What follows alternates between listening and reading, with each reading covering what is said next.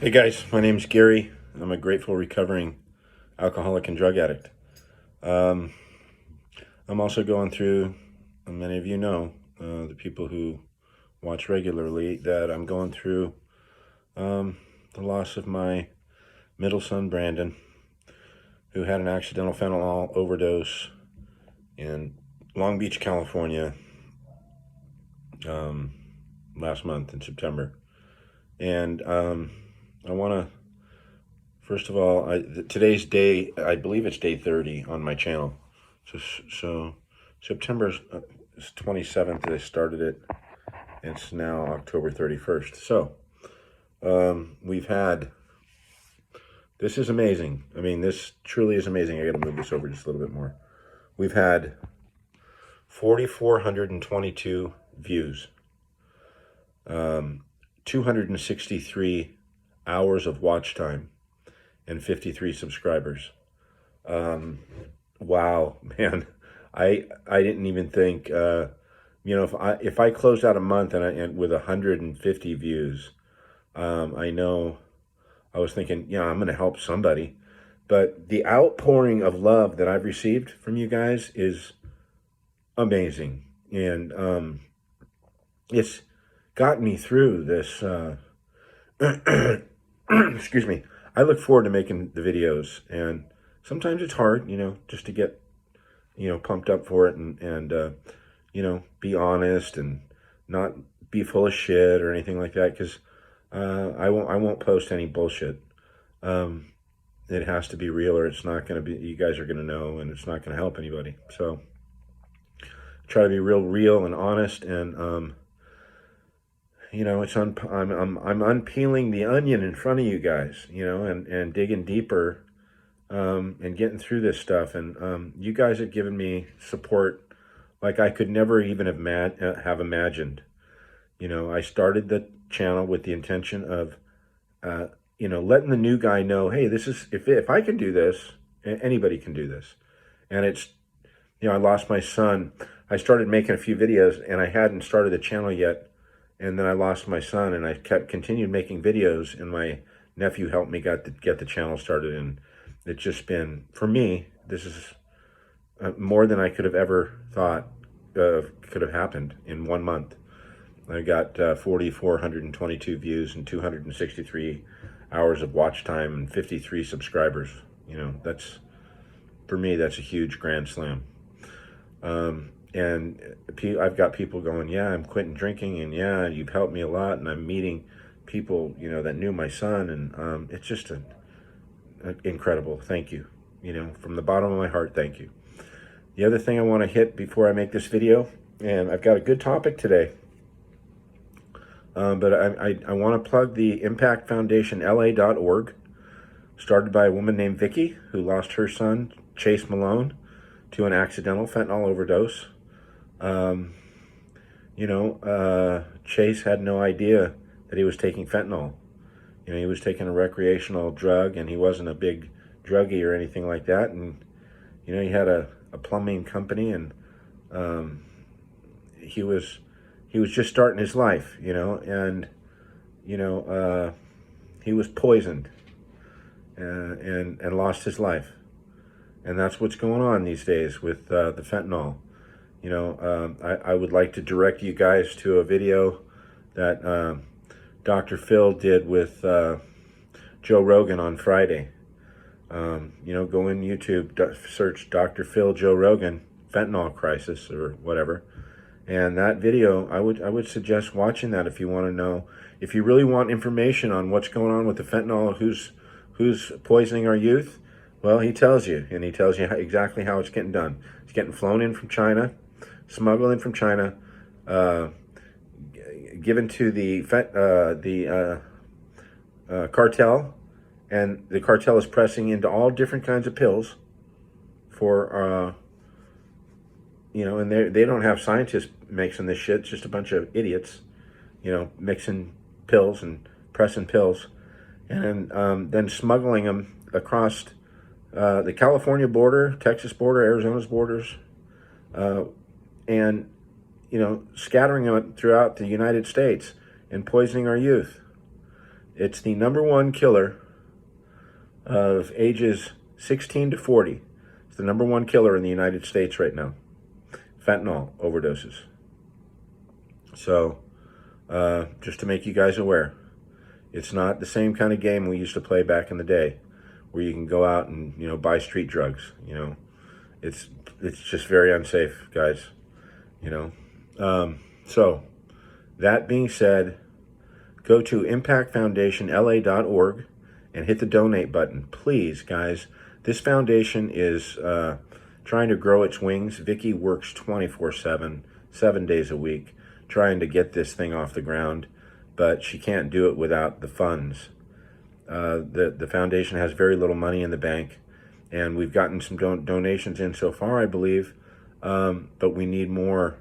The foundation is not operating yet, but it is a legal, 100% legal setup foundation designed to help people. But if you go on the impactfoundationla.org, it'll tell you everything that it does and everything about the people running it.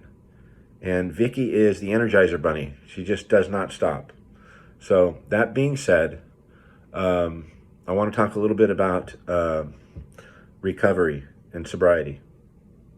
Recovery and sobriety, and the phenomenon of craving.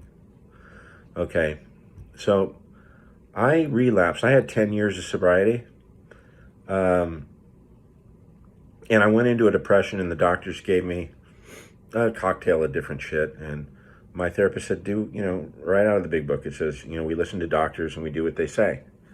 So he said, take what they're telling you to take.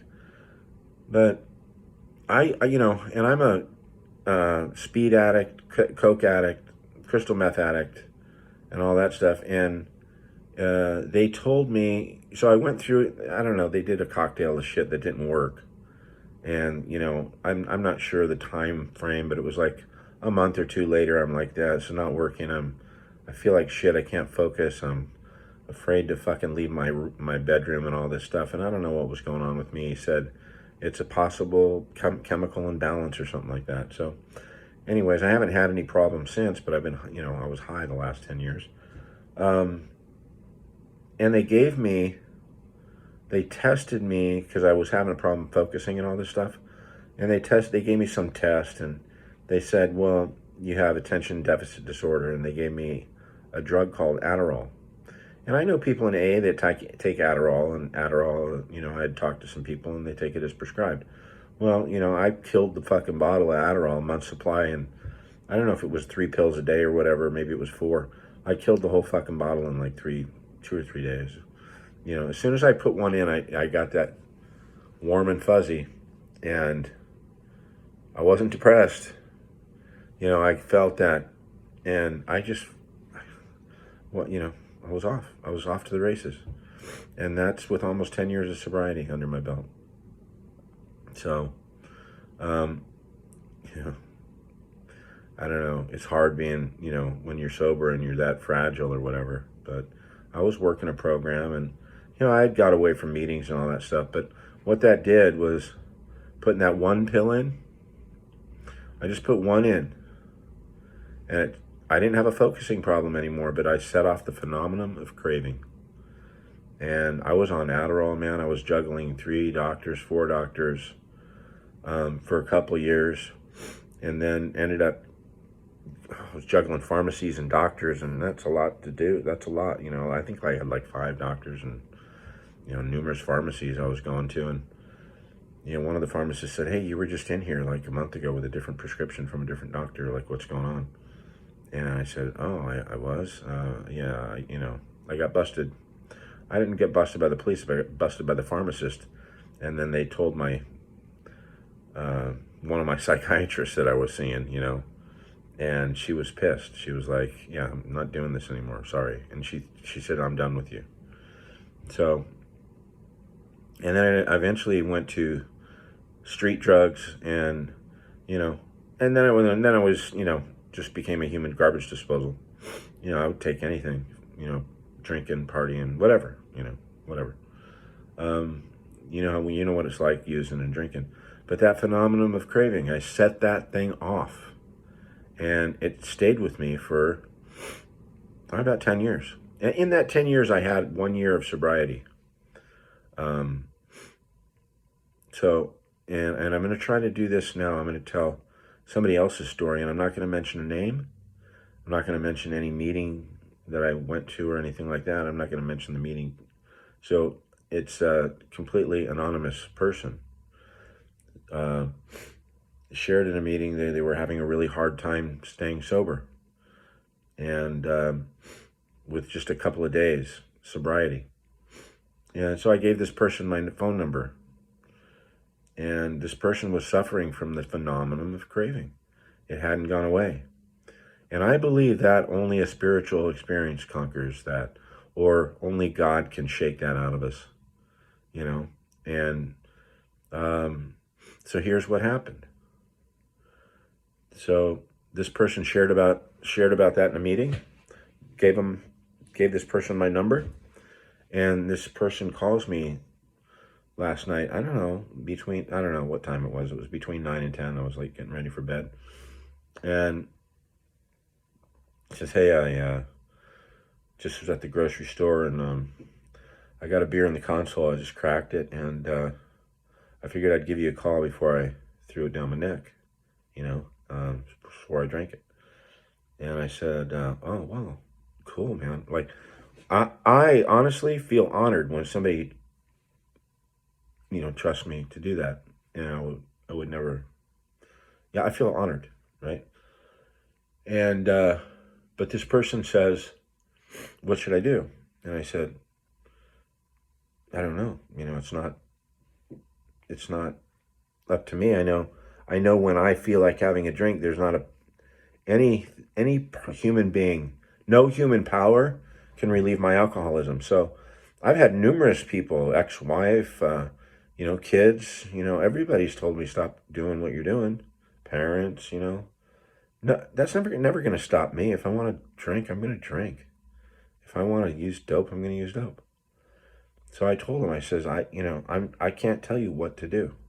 It's not my job. But do you believe in God? And he said, yeah. And I said, well, then I would pull the car over right now, and I would ask that God of yours, now start developing that relationship. Ask him what you should do with that beer, and you'll intuitively know what to do. And he says, I'm pulled over, I'm dumping it out as we speak. So, and I wanted to let him know that I didn't direct him to do that. And that the big book talks about the great reality found deep down within us, and only there it can be found. That's God speaking to us. And that guy had a huge God last night. And his God was rattling his cage going, dump that motherfucker, man. That's like, I don't want you to drink that. It didn't come from me. And it came from within him, from his great reality. Now this is a guy that I know. He said his story and all that stuff. I know he can't stop doing that on his own power. He can't. That's what got him into the rooms.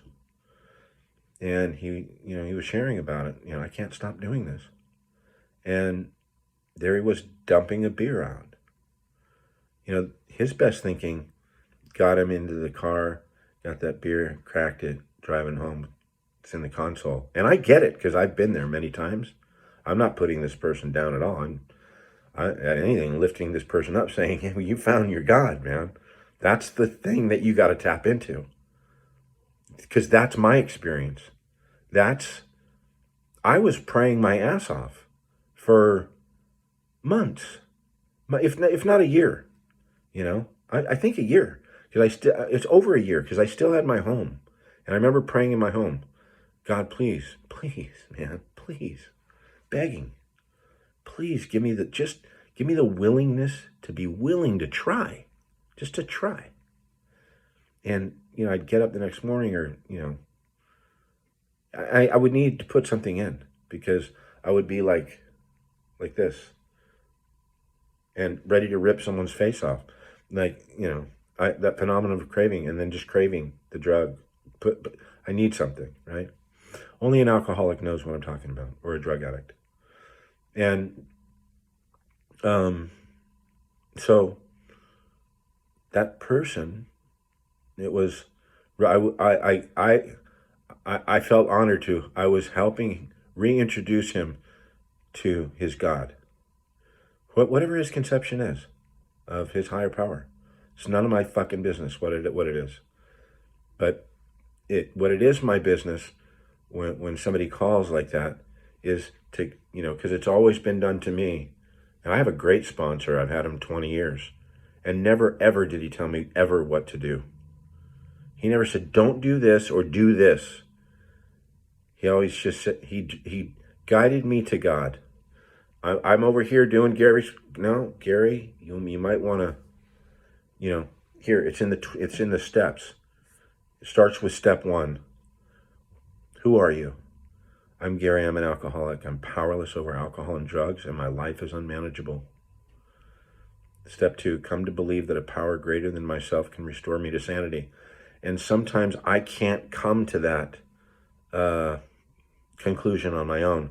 I have to look at guys that are doing this thing before me, that have come to do this thing before me, because I can go right into agnostic, at any time. It's not working my fucking way, man. This world's fucked up and da-da-da-da. It's not working my way, right? I'm right back into an agnostic, living on my own will, right? Why don't people fucking listen to me, right? What if they just did this and just did this? Well, that's not how the world works, and I don't know how to live in the world without this program, right?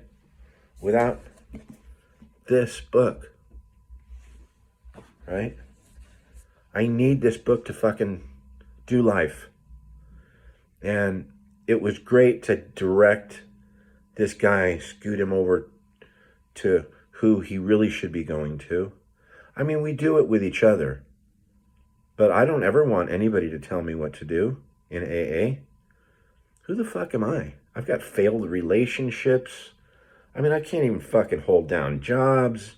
Who the fuck am I to give somebody direction on what to do with their life? You know what I mean? All I can do is tell the guy what worked for me. And God, God, of my understanding, whether it's the universe, the trees, whether it's the guy with the robe and the staff, in heaven with the angels flying all around, whatever you want it to be, man. I believe when we're on our knees and we're praying to that power, hey, if we got it wrong, that power's looking down on us going, hey man, he's trying. He's on his knees praying to me. I'm going to help this guy out. That to me, it's just a loving energy and power that where I came from and where I will return to. Okay? And my conception is still forming, and that's okay. That's okay. I hope it does, because I'm still confused with it. I'm in a book right now.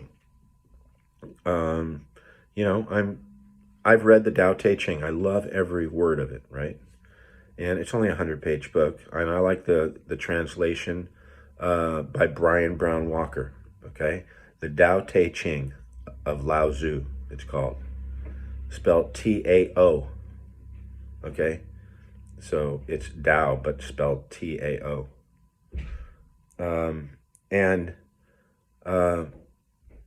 So, I've been talking to my friend about Christianity, and I grew up a Christian, and I went to Catholic school, right? And, so I had that shit pounded down my throat as a kid. But so I'm looking at I got a book called Sermon on the Mount by Emmett Fox. Emmett Fox also wrote a book. It's like a 4-page book called The Golden Key. Okay? I use this shit, right? And it basically says, it's like a 4-page pamphlet. You can get it on Amazon. Um, whatever your problem is, whatever you're suffering from, stop thinking about that problem and start thinking about God instead, and force yourself to. You can, it doesn't work. You have to keep thinking about God, and as soon as the problem pops into your head again, you shove it out of your head with thoughts about God and prayer, and suddenly that, a day or two later, that problem is not even a problem anymore. God takes care of those problems. So he also wrote a book, Sermon on the Mount. That's what I just started reading again. I read it probably 15 years ago, and I'm reading it again because I want to take a look at Christianity again, and I want to read about Jesus and what Jesus preached and stuff, and that's my deal, And you guys, whatever, like I said, in AA, it's the only thing. It's a spiritual program, but what I love about it doesn't tell you you got to believe. You got to believe in Jesus Christ. You got to believe in Buddha. You got to, none of that shit, right? You got to be a Jew. You got to be a Christian. None of that shit, man. It's a God of your own understanding, however limited that is. And I've been one to say it's very limited for me. So my prayers are very limited, but they're working. That's what's insane. I mean, it's not insane, but you know what I'm saying. Like, I don't know how it's working, but it's working. So I'm doing the program. I'm working 12 steps. You'll find God in those 12 steps. You can work those 12 steps on anything. Chocolate cake, if you've got an eating disorder, if you've got a sex disorder, shopping disorder, drinking disorder, drug disorder, whatever that shit is, the 12 steps work on that, whatever you want it to work on. My grief, God, God, take this, it's just too big, So, and I've been getting through it, and God works through other people. So anyways, that phenomenon of craving, the only thing that works that I've seen, right, for me, I can only talk for me. And I've got some friends that'll say the same thing. Close friends that have been doing this for many years. The only thing to take away that phenomenon of craving is the 12 steps will. And God's in those 12 steps. And for me, I wasn't working steps. I was just getting on my fucking knees every day. And I ended up with COVID. And then I was like, I'm 5 days sober. I'm running with this shit. And I did. So try the 5-day God challenge. You guys, thank you so much for tuning in. Try a 5-day God challenge. If you're having trouble with alcohol and drugs, or you just can't stop doing them, or you swear them off and then you do good for a little short period of time and then you're back on them or back drinking again, there's a way out. Start here. This is just a suggestion. It's just what I did. It's what I do. Get on your knees and ask God for the willingness to stay sober one day. And ask him for the strength to go to a meeting. And if you get through the day, give the credit to God. Say, God, thank you. And in between morning and night, help somebody. Try to get to a meeting. It takes a lot of courage to go to a meeting and raise your hand and say, yeah, I mean, that's not courage for me. I look forward to it now. They're probably sick about hearing about my story now because I share every meeting. But it takes a lot of courage if you're new and everything, and you don't know anybody, and you think you're going to get judged and all that shit, man. You raise your hand, and you watch the power of God work in that room.